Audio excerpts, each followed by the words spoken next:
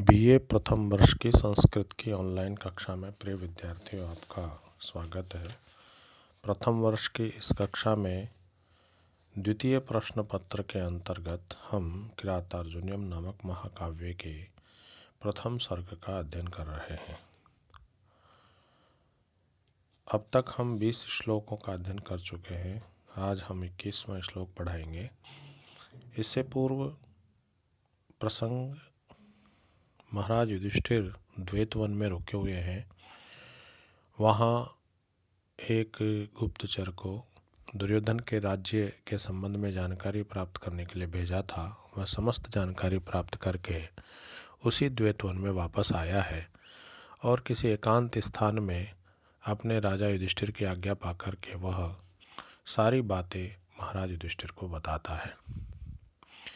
उसी बताने के प्रसंग में वह वनेचर यानी गुप्तचर कहता है कि न तेन सज्जम क्वचित उद्यतम धनुः कृतं न वा कोप विजिह्वाननं गुणानुरागेण रोभिरुह्यते नराधिपैर्माल्यमिव अस्य शासनम्।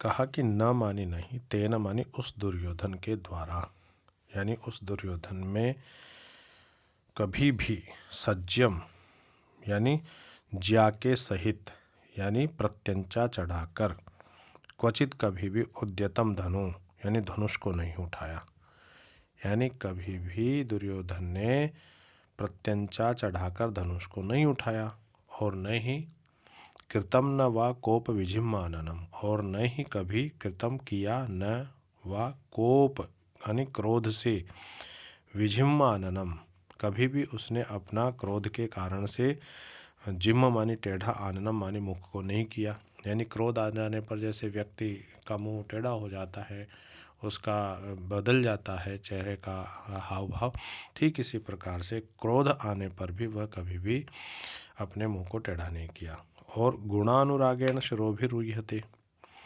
नराधिपैर, और जो राजा लोग हैं, नराधिपः राजा लोग हैं, उन राजा लोगों के द्वारा या राजा लोगों भी उसके गुणों के गुणानुरागेण माने गुणों के अनुराग से उसकी शासनम मानी आज्ञा को, शिरोभी मानी अपने शिरों से, जैसे शिर से माल्यमेव व शासनम यानी जैसे शिर के द्वारा माला ग्रहण की जाती है, ठीक इसी प्रकार से उस दुर्योधन की आज्ञाओं का पालन भी वो उसी के समान किया करते थे। यानी आश्रित जो राजा लोग हैं, वो राजा लोग भी उसके गुणों के अनुराग से उसकी आज्ञा को माला के समान धारण किया करते थे।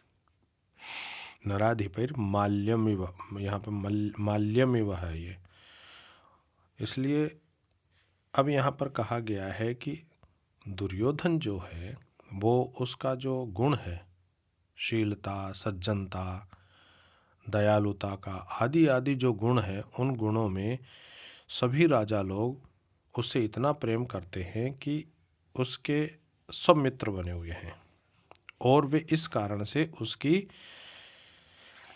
आज्ञाओं को, शासनम मानी आज्ञा को, माल्यमेव मानी माला के समान, नराधिपै मानी राजा लोगों के द्वारा, शिरोभिरुह्यते मानो उनके सिर पर धारण कर लेते हैं।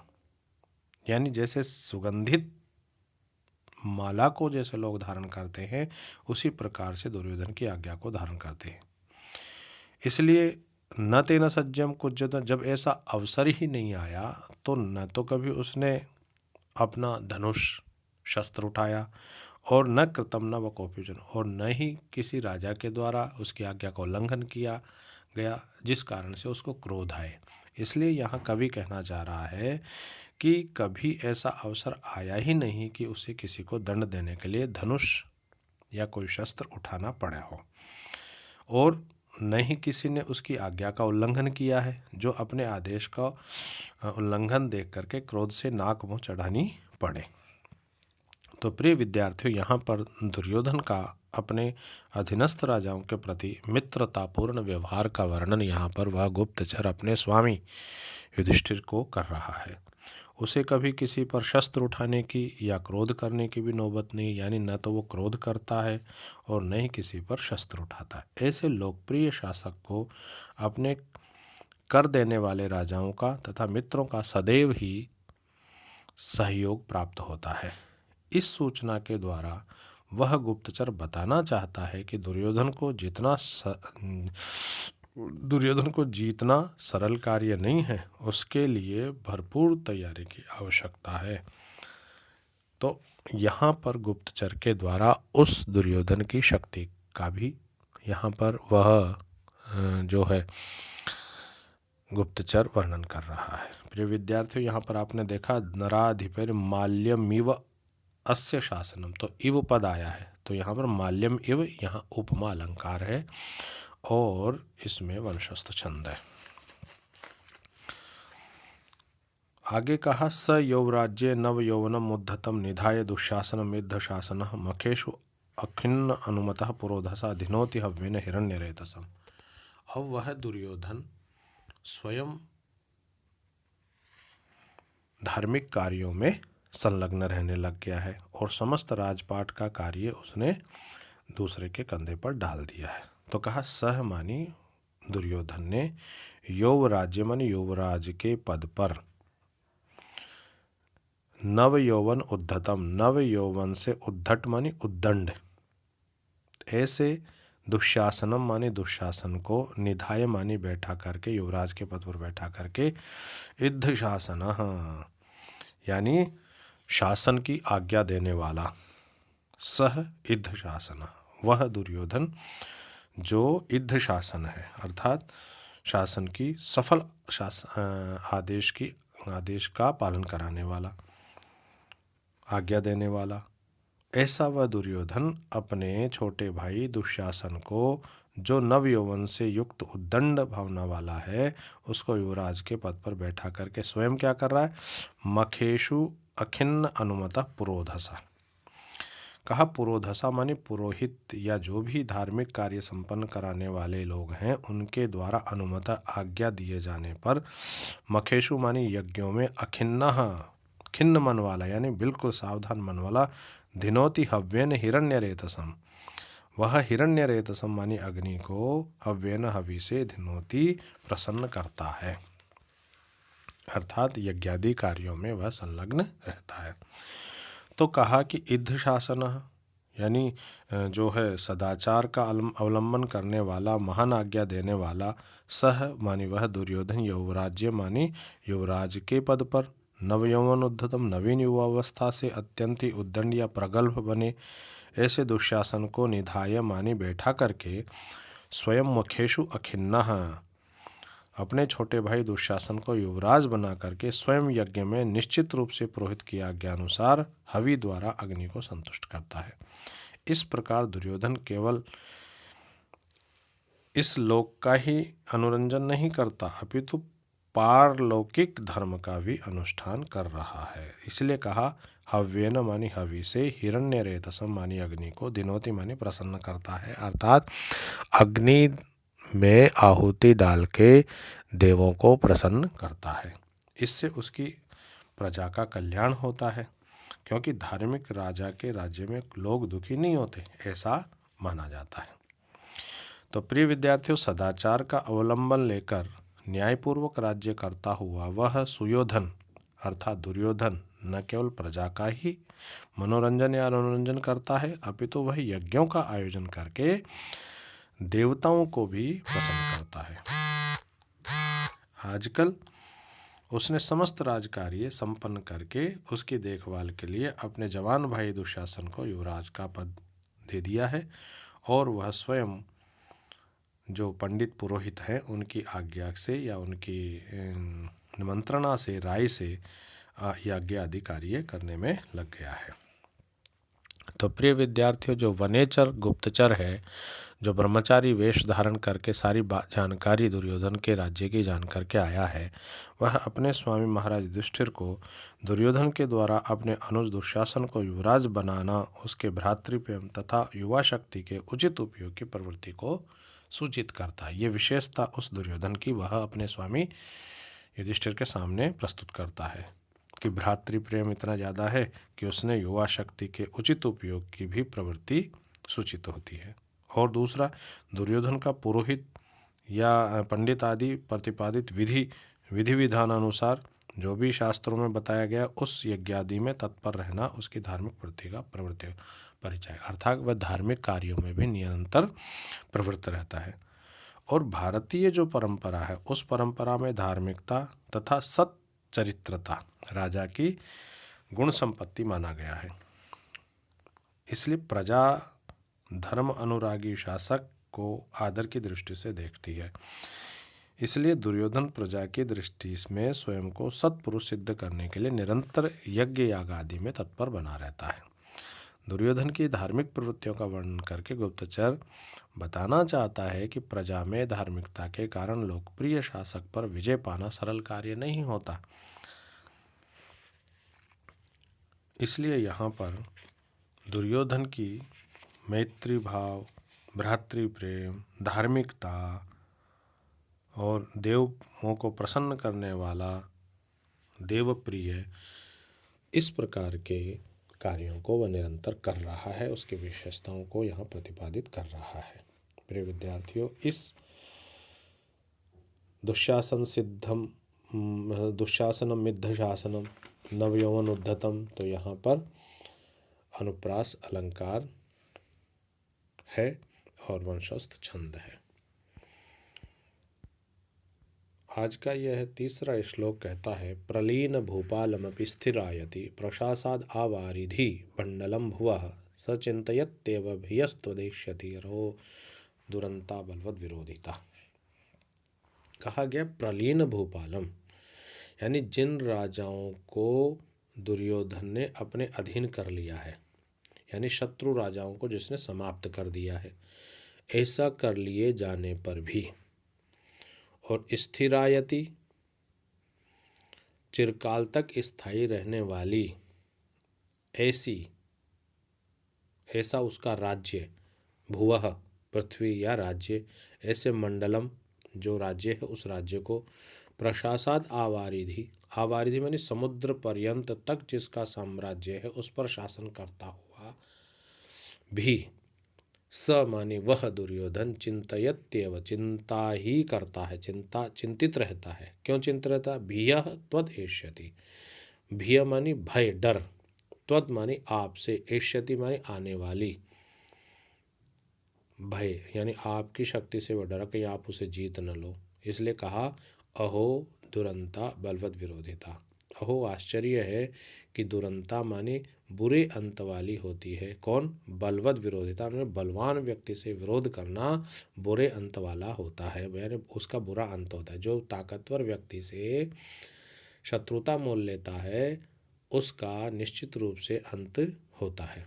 तो यहाँ कहने का तात्पर्य कि यद्यपि वह दुर्योधन समुद्र पर्यंत अपने साम्राज्य पर स्थिर रूप से शासन कर रहा है, लेकिन फिर भी वह भयभीत है कि कहीं आप उसे राज्य छीन न लें। इसलिए कवि अर्थांतर न्यास अलंकार के द्वारा कहता है कि वास्तव में बलवान राजा से या बलवान व्यक्ति से विरोध करना बुरे अंत वाला होता है। तो प्रिय विद्यार्थियों, यहाँ हमें भी जीवन में ध्यान रखना चाहिए कि कभी भी ताकतवर व्यक्ति से दुश्मनी मोल नहीं लेनी चाहिए। तो सह प्रलीन भूपाल में एक बार फिर देखिए, इंपॉर्टेंट श्लोकों में माना जाता है ये कि सह मानी वह दुर्योधन, प्रलीन भूपालम अर्थात जिसने समस्त छोटे मोटे राजाओं को लीन कर लिया है, यानी अपने शासन में मिला लिया है और वे लुप्त हो गए हैं। और स्थिरायति और समुद्र पर्यंत आवारिधि, स्थिरायति स्थिर चिर स्थायी भूमंडल पर शासन कर रहा है। भुव मंडलम प्रशासत, प्रशासत मानी प्रशासन करता हुआ या प्रशासन कर रहा है। अपि करते रहने पर, अपि मानी भी, करते रहने पर भी, त्वत मानी आपसे, फिर भी वह आप युधिष्ठिर से, एष्यति मानी प्राप्त होने वाले या आने वाले, भीय मानी भय का विचार, चिंतयति एवं भय का विचार करता ही रहता है, यानी आपसे भय उसे बना हुआ है। क्योंकि अहो बलवत विरोधिता दुरंता, क्योंकि अपने से शक्तिशाली के साथ विरोध या शत्रुता करना कभी न कभी दुख ही के लिए होता है या बुरा अंत वाला होता है। तो प्रिय विद्यार्थियों, महाराज युधिष्ठिर को वह वनेचर अर्थात गुप्तचर कह रहा है कि महाराज दुर्योधन की सफलता जानकर आपको निरुत्साह नहीं हो जाना चाहिए, क्योंकि ऊपर जितनी बातें उसने बताई है वो सारी की सारी बातें उस दुर्योधन की विशेषता और उसके गुणों का और प्रजा के प्रति कार्य कर रहा है। प्रजा भी प्रसन्न है और धार्मिक प्रवृत्ति वाले राजा का प्रजा भी साथ देती है।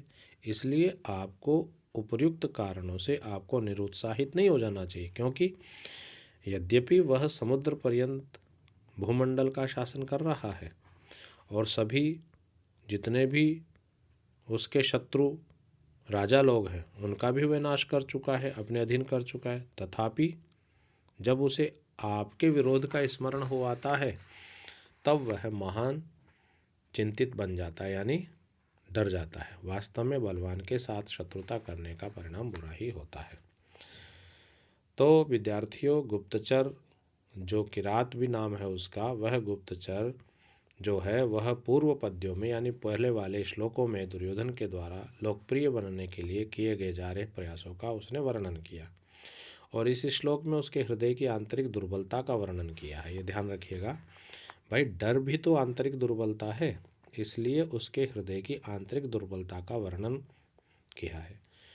यद्यपि दुर्योधन विशाल साम्राज्य का अधिकारी है, राजा है, अधिकार है उस पर, फिर भी वह जो पांडव हैं उन पांडवों की ओर से भविष्य में आने वाली जो विपत्ति है उस विपत्ति की बात को सोचकर डरा रहता है। इस सूचना के द्वारा वह वनेचर यानी गुप्तचर युधिष्ठिर को उसके शौर्य या भावी विजय का एहसास करा रहा है।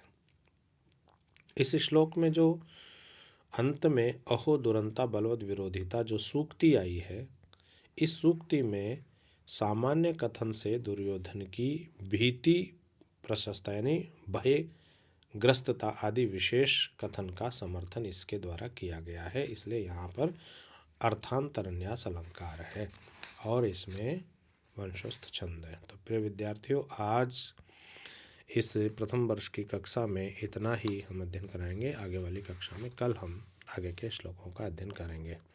तो प्रिय विद्यार्थियों, आपको मैं बता देना चाहता हूँ कि हमारे जो बीए की प्रथम वर्ष की कक्षा में या तीनों वर्षों में जो प्रश्न बनते हैं, प्रश्न पत्र बनते हैं, वो हिंदी में ही बनाए जाते हैं और उन सब का उत्तर हमें हिंदी में ही लिखना होता है। इसलिए आपको मैं ये निश्चित बताना चाहता हूँ कि संस्कृत के विषय से हमें डरना नहीं चाहिए। आप लोग जैसे हिंदी लिखते हैं ठीक इसी प्रकार से हमें उसका उत्तर देना है। बस श्लोक का थोड़ा ध्यान हमें रखना है कि इस श्लोक में क्या बात कही गई है। जैसे यहाँ आ गया, आपको ध्यान रखना चाहिए कि अहो दुरंता बलवद विरोधिता, अरे बलवान व्यक्ति से अगर हम विरोध करेंगे तो वो बुरे अंत वाला होता है। तो अब इस श्लोक के इस नीचे वाले भाग से हमें पता लगता है कि राजा दुर्योधन विशाल साम्राज्य का मालिक होते हुए भी वह पांडवों से भयभीत रहता है कि कहीं वो उनसे आने वाली जो विपत्ति है, आपत्ति है, यानी राज्य, क्योंकि उसने षड्यंत्र से लिया है और धोखे से लिया है, इसलिए उस राज्य को 14 वर्ष के बाद वनवास के बाद वह पांडव प्राप्त करना चाहेंगे, इसलिए उसे वह डर लगा रहता है। तो प्रिय विद्यार्थियों, आज की कक्षा में इतना ही। बहुत बहुत धन्यवाद।